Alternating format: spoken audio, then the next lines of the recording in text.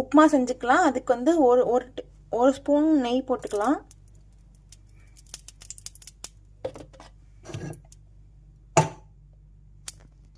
இந்த கப்பில் வந்து ரவை எடுத்துருக்கேன். இந்த போட்டுக்கலாம்.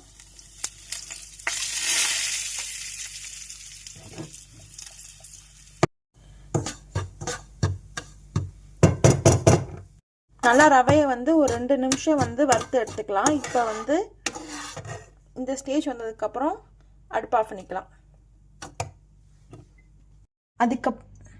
அதுக்கப்புறம் வறுத்த ரவையை வந்து தனியாக எடுத்து வச்சுக்கலாம். இதுக்கப்புறம் வந்து பேனில் கொஞ்சம் எண்ணெய் ஊற்றிக்கலாம்.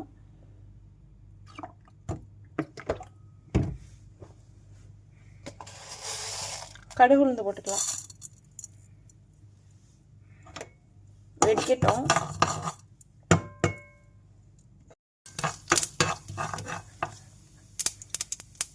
கடுகு வெடிச்சிருச்சு. இப்போ ஒரு வெங்காயம் வந்து கட் பண்ணி வச்சிருக்கேன், அதை போட்டுக்கலாம்.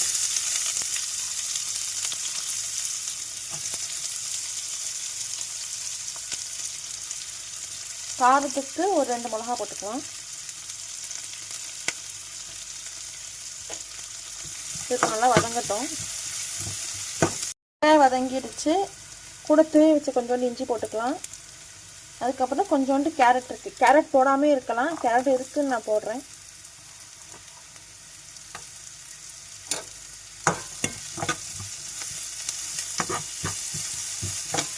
வதங்கட்டும்.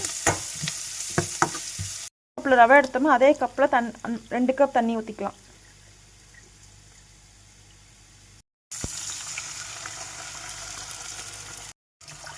கொஞ்ச நேரம் கொதிக்கட்டும். உப்பு போட்டுக்கலாம்.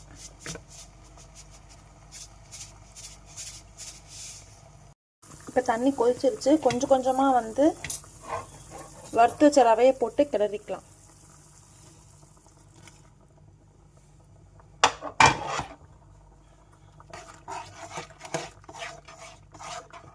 கிளறினீங்கன்னா இப்படி வந்துடும்.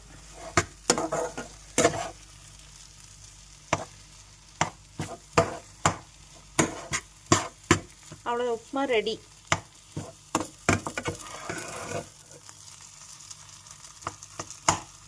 ரெடி.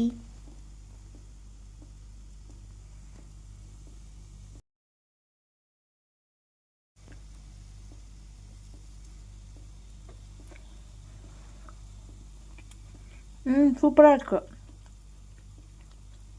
நீங்களும் ட்ரை பண்ணி பாருங்கள்.